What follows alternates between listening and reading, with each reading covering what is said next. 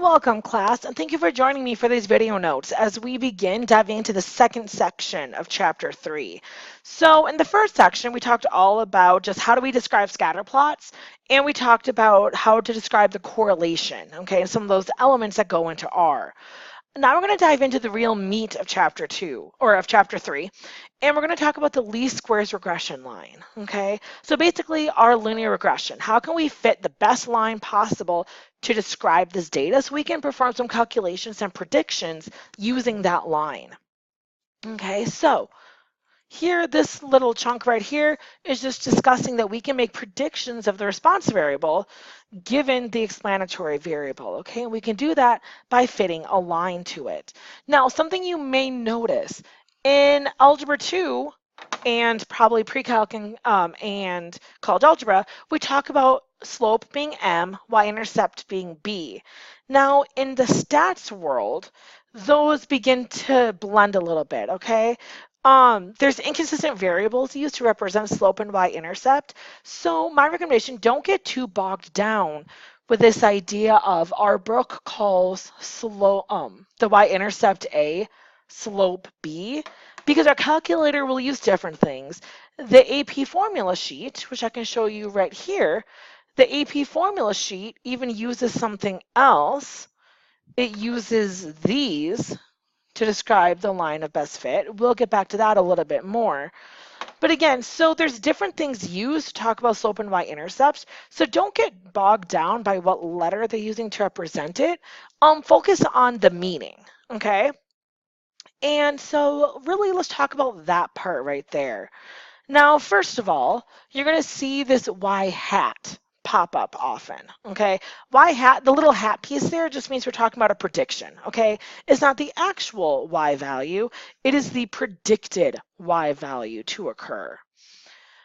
Then, again, importantly, when we're talking about slope, which again, our book calls B, your calculator will call it something else, the AP formula should call it something else, so don't get bogged down by what it's called. Focus on what it means. What slope means is when x increases by 1, it's the amount that y is predicted to change. Okay? So again, let me repeat that. When x increases by 1, that is the amount that y is predicted to change by.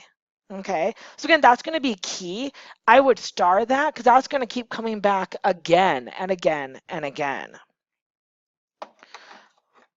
Then we have the y-intercept. Y-intercept is what is the predicted value of y when x is 0. Okay, so if you plug in 0 for x, again, that y-intercept represents what that would be, what the predicted response variable is when x is 0. That sometimes doesn't even really have a good meaning to us. So oftentimes we're not going to focus too heavily on that. I'm going to show you how to do it. But again, I'm not going to focus at all on it much because oftentimes it may not have a meaning, and we'll get to that a little bit too. So let's dive into just what are the ways we can find these lines. So there's 3 ways that we're going to discuss throughout this chapter, or specifically throughout this section, that you can find this regression line, this line of best fit. One way is, what if I just give you a table of data, okay? So I give you a table of data and I ask you to find me that line of best fit, okay, that regression line. So what you can do, of course, is if I give you data, you can plug it into the calculator. You can see clearly here, temperature is on the x-axis, oxygen concentration is on the y-axis. So when I go into my calculator, I'm going to have 2 separate lists going on. So when I go in my calculator, and again, whenever we're talking about making lists, you go into Stat, Edit, and then notice I put all of those temperatures or all of those X values in list 1, and then I put all of the oxygen concentrations or the Y values in list 2. I would recommend having a calculator out, pausing the video, and typing all of that in yourself, okay? Following along is going to be the best way to get this down. So again, pull out your calculator, pause the video, get all of that stuff in before you restart it. So once we have all of those in there, let's talk about how do we form a regression line, okay? So here, if I go back to Stat, making a regression line is a form of calculation, if you will. So in doing that, I'm going to go over to Calculate. Now, something you may notice, I'm seeing two different linear regressions, okay? And notice again, it just varies in how they construct that equation. So honestly, it doesn't matter which one you pick, as long as you were consistent in the way that you set it up. If you set it up the way the calculator tells you, it's going to be perfect, okay? So again, it doesn't really matter which one you use. If you use 8, that's more of the way our book presents it to you. Usually I find kids prefer using the fourth one, but again, it is your preference which one you use. I'm going to show you number 4. To choose number 4, all my X's are in list 1, all my Y's are in list 2, and now I'm going to go down to calculate. All right, so now the cool thing is, again, it doesn't matter which one you pick as long as you follow this. Okay, as long as you follow that pattern, you are going to be just fine. So what that means is my equation, y hat, my predicted y, is coming from a times x, because that's what that tells me. Well, a, it gives me is negative 0.23x plus b, and b is 13.85. So again, if you just follow what that first thing the calculator shows you, if you just follow it, you're going to get the equation, okay? Just plug in A and B where it tells you to. You don't have to know which is which. It tells you which is which, all right? So let's put that right here. Y equals negative 0.23x plus 13.85. Now, if you notice right above that, okay, it talks about remembering to label your variables. And the biggest thing, on the AP exam, you can use words instead of X and Y, and that counts as labeling your variables. So if I do this and I have to say where Y hat means and where X means, but I don't want to do that. I think it's actually a lot easier. What if I just say oxygen concentration? Okay, my predicted oxygen concentration is going to be negative 0.23 times the temperature plus 13.85. So if you use those words instead of just X and Y, that actually covers all of your bases on the AP exam, okay? And that holds true anytime they can ask you to write a regression line. You can choose to make it like in the red. Because if you choose to do it like in the black, you're going to have to separately explain Y hat means the predicted oxygen concentrations, X means the temperature. Again, you don't have to do that if you just start with the red equation as is, okay? So again, just a personal piece of advice from me. I would always go with the red equation because then you cover all of your bases right away. For interpreting slope, okay, so again, come up here, interpreting slope, when X increases by 1, so in this case, when the temperature increases by 1 degree Celsius, it is the predicted change in Y. So it's the predicted change in the oxygen concentration. So here's our slope, right? So what it's saying, as the temperature increases by 1 degree Celsius, the oxygen concentration is predicted to decrease by 0.23 parts per milliliter. Okay, and again, the decrease comes from the fact that the slope is negative. But this is going to be a key thing for you to discuss. Okay, so that's why I had you star it, because you're going to have to do this a lot.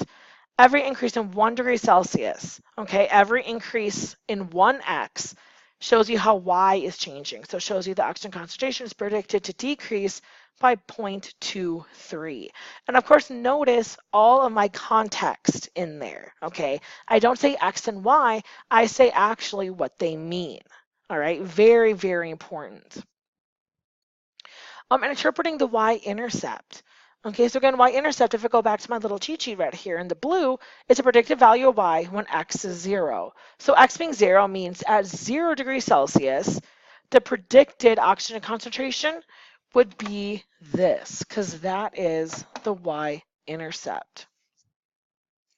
So when the temperature is 0 degrees Celsius, the predicted oxygen concentration is 13.9 parts per milliliter. Again, notice I use units in there. Notice all the context I put in there. Again, don't tell me when X is 0, Y is 13.9. Use context. Tell me what those variables are, and then also what the value is, obviously. So continuing to work at the correlation coefficient. All right, so correlation coefficient, that, if you look on the calculator gave that to us right here. Okay, it actually pops out that R value for you when you do the regression. So here the correlation coefficient is going to be negative 0.988 or negative 0.99. Okay, and if you recall from the last section, when they say to interpret that in context, they're saying to do the entire FODS. Remember, interpreting in context means FODS when you talk about the correlation coefficient. So here, there is a strong, negative, linear. There is a little curvature here at the higher temps that you could note. Otherwise, if you just call it linear, that would be just fine too. Slightly curved higher temps, relationship between temperature and oxygen concentrations in fresh water. So again, whenever they tell you to find, I actually forgot what R is. R is negative 0.988. I apologize, I forgot to put that in my answer. Okay, so you want both of those pieces. Tell me what R actually is, and make sure you do your FODs. Whenever they ask you to describe the nature, describe the relationship, describe correlation coefficient, remember all of those things are telling you to do FODs. Using the line of best fit, calculate the predicted oxygen concentration for 23 degrees Celsius. So again, our line is this, right? So we're trying to make a prediction for 23 degrees. So all I have to do is put in 23 degrees, okay? Plug that in the calculator. So negative 0.23 times 23 plus 13.85. So that's going to be 8.56 parts per milliliter, okay? Again, units are always a good idea to have in your answer, so you know exactly what you're providing. Using line of best fit, calculate the predicted concentration for 50 degrees Celsius. All right, so again, let's use that line, but this time plugging in 50 and see what happens. So negative 0.23 times 50 plus 13.85.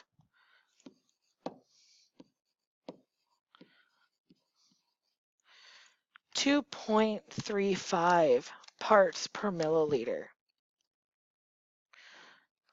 All right, so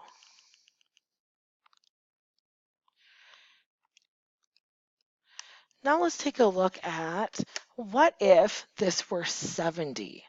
Okay, so I'm going to change that to 70, and again, let's see what ends up happening. Because you notice it's getting smaller and smaller. And eventually we're going to hit a point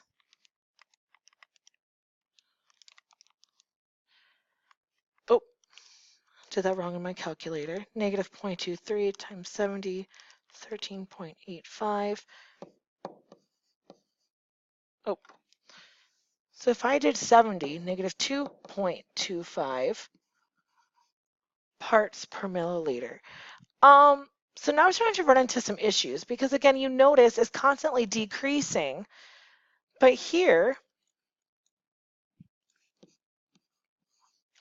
when we got above a certain point, notice our answers became negative. And what I want you to understand is, well, what does that negative mean? Well, can we even have a negative oxygen concentration? Okay, to me, that doesn't really make sense, okay? So to me, eventually we're running into a problem, okay? We got a negative oxygen concentration, but that doesn't make sense. So let's talk about why. Why wouldn't it make sense? Well, let's go back to our original data. So here, I asked us to make an observation here at about 50, and then way out here at 70, okay? 50 was starting to get really, really small. 70, that's when we reach the point of, ooh, this is negative now, and we know that doesn't make sense. Well, because look at all the data we collected. The data we collected was all 30 or less in temperature. And then we started making predictions well outside of the range of values that we originally had. Okay, that's going to cause us issues. If you're making predictions for values well outside of the X values you originally had. That's what we call extrapolation, okay?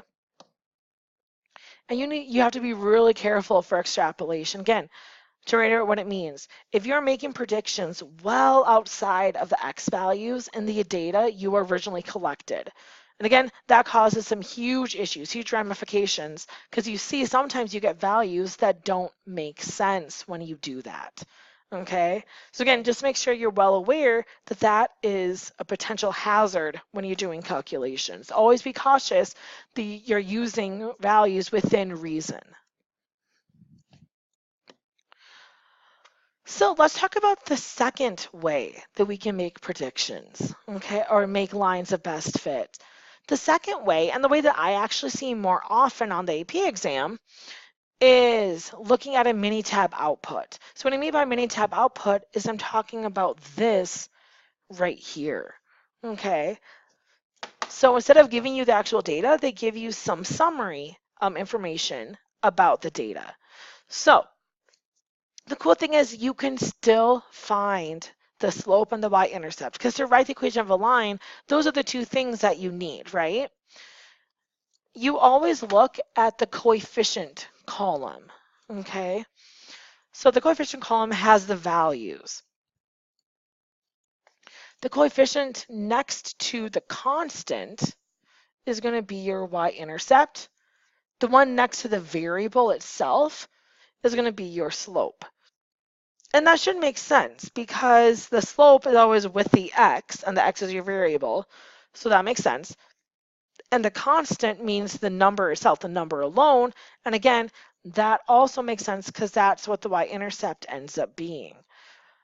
So let me show you how to find that information in this next example. Scientists examined the activity level of a large number of fish at 7 different temperatures. Fish activity was recorded on a scale of 0, which meant no activity, to 100, which was maximal activity. The temperature was measured in degrees Celsius. A computer regression was printed below. Okay, and so the part that I'm going to draw your attention to right now is this right here.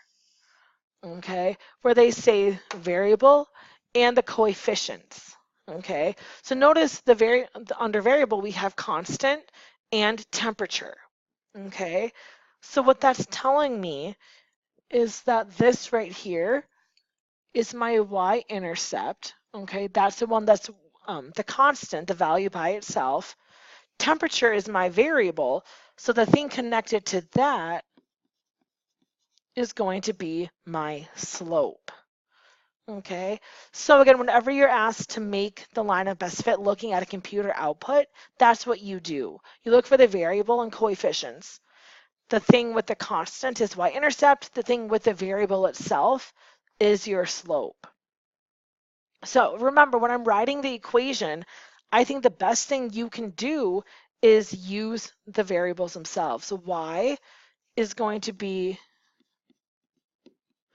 activity rating. So our predicted activity rating, it says we have a slope of about negative 3.22 times the temperature plus the y-intercept of 140.62. Okay, so again, notice I'm using my words. I'm putting the slope with the variable, the y-intercept off by itself, just like we've always done before. All right, so what is the value of the slope? Well, again, we talked about the slope is negative 3.22. Okay, we know already that is our slope. Now, interpreting that in context. So in context, again, when x increases by 1, so when the temperature increases by 1, what that says is y is predicted to decrease by 3.22, or the activity rating of the fish is predicted to decrease by 3.22. So let's put that all together. So again, that is our slope. And again, we talked about when x goes up by 1, or when the temperature increases by 1 degree Celsius, y goes down by that much. So the activity rating is predicted to go down by that 3.22. Okay, so again, you are going to want to get really good at interpreting that slope. And again, all it is, x goes up by 1, it tells you how y is changing. But of course, you use your words, you use your variables when you're talking about it. The value of the y-intercept. Well, we also talked about that. The y-intercept is about 140.62. Okay. And what does it mean? Well, it means when the temperature is 0, that's what the predicted activity rating would be. Okay. So again, when the temperature is 0, that is the predicted activity rating. Now it does present a problem, okay? Because if you notice, the activity rating was only supposed to go up to 100. So again, we have an issue here of it doesn't really make sense, okay? We should not be getting an activity rating that high. But if you look again, that we can discuss that that is due to extrapolation. We never looked at temperatures close to 0. So again, that would be extrapolating our data. We should not be making predictions for things well outside those values of the original data between 15 and 30. The correlation coefficient is negative 0.95. If they ask you to interpret that, remember that means FODs. So saying there's a strong negative linear relationship between temperature in Celsius and fish activity rating. Okay, always make sure you remember if you interpret the relationship, if you interpret the correlation, those things are the same. Use FODs for both.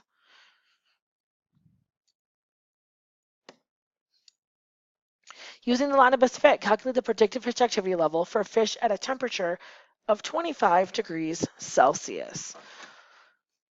All right, so our slope was negative 3.32 times 25 plus 140.62. So again, to make predictions, all I do is I plug in that value. And again, this value is appropriate. It's actually within 15 to 30. So that is an appropriate value for the prediction.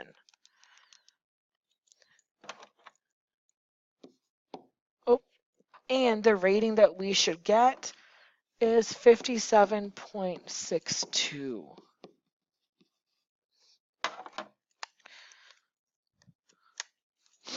If there was an eighth fish that was at a temperature 20 degrees Celsius and had an activity rating of 60, how would that affect the correlation coefficient? So 20 degrees Celsius and a rating of 60. So I'm going to go and I'm going to look to see what that would look like. So here, temperature of 20, all right, and a rating of about 60. So that's going to put us somewhere down here. We want to know what would that do to the correlation coefficient. Well, if there were a fish at that point, that would be a very strong outlier, right? That fish has a very low activity rating for that given temperature. And what happens whenever we introduce an outlier? What does that do to the correlation? Well, the correlation is going to decrease. Okay, the correlation, it's weakening it, making it go closer to 0. coefficient of the outlier, therefore weaken the data, bringing R closer to 0. It would decrease that R value. Well, actually, I'm speaking a little incorrectly. So because isn't R already negative?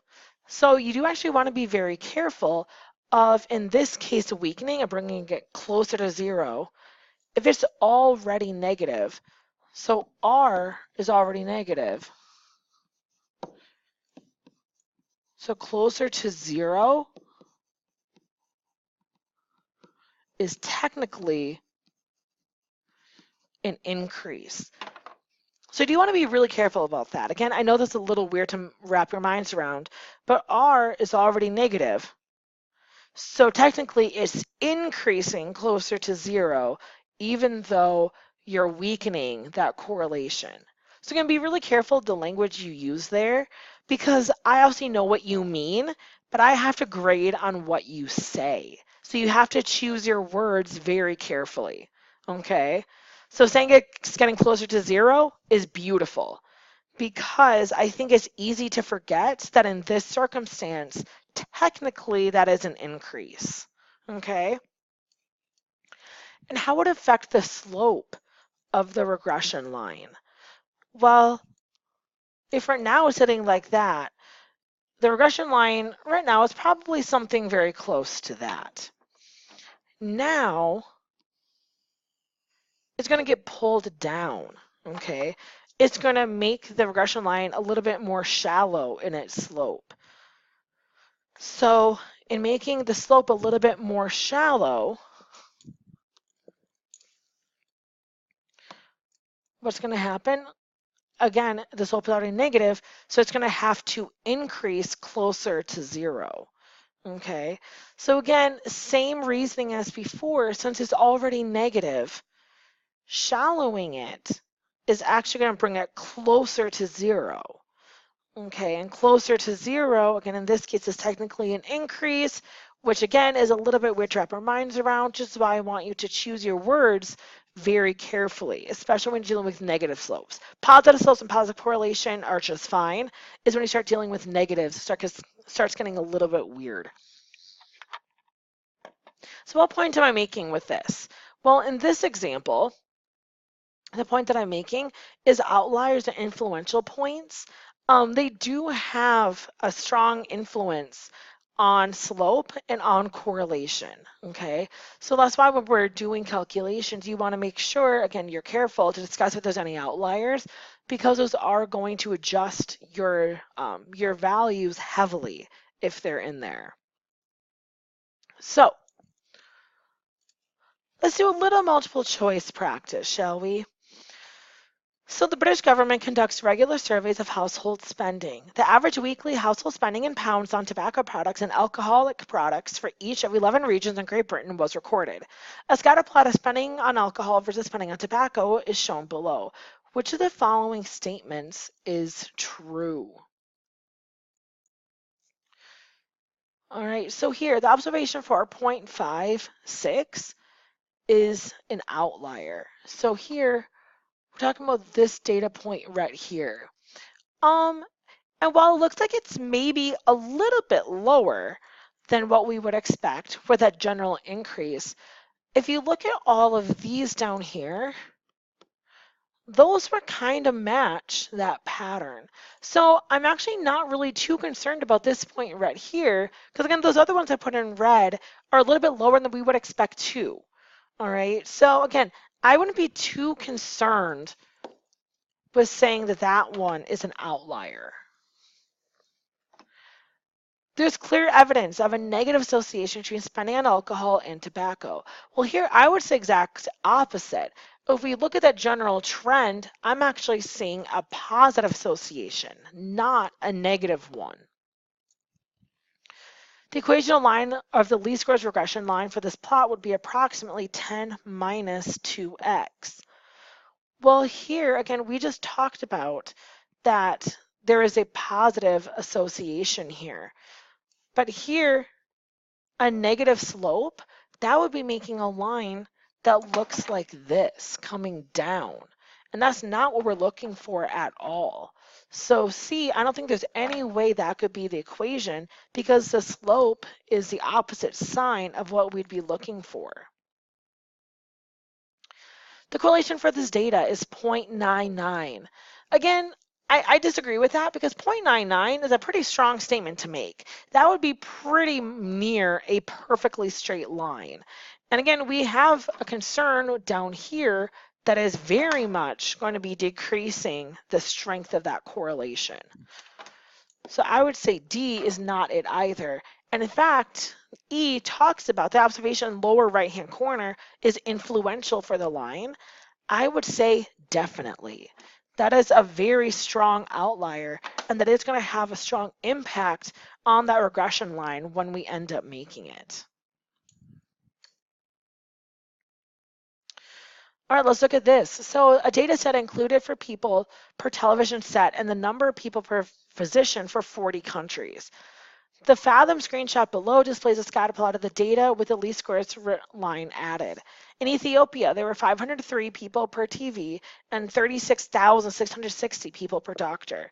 What effect would removing the point have on the regression line? All right, so here, the issue we're having is this point right here, okay? And what they're asking is, what would removing that point end up doing? Okay, now, removing that point would strengthen the relationship, right? Now, strengthening the relationship in this point, removing it, would actually drop your line, right? It would drop the line to, again, be more fitting with the rest of the data. So what you'd be talking about is shallowing that slope. And in this case, shallowing it, bringing it closer to zero, would be a decrease in the slope, right? Because if it's positive, getting closer to zero would be decreasing that slope. And then the y-intercept. Well, this one is always a little bit harder to predict or to understand. But again, if you think of shallowing the line, think it is going to kind of tilt that back end here. Notice how even when I sketched it, it tilted that a little bit up. So in shallowing the slope, it actually did tilt the line and therefore increasing the y-intercept a little bit. I don't notice that being the focus as much as being able to talk about R and talk about slope. But again, it is a good idea to be able to make that prediction about the y-intercept as well. In this case, as you're shallowing it, it's going to tilt that other end up, kind of like it's sitting on a fulcrum. All right. So thank you so much for watching this. Again, I'm sorry that I can't be here with you to talk you through it. But please, after this, go and start working on the practice problems from the book and doing all the normal work you would for this section.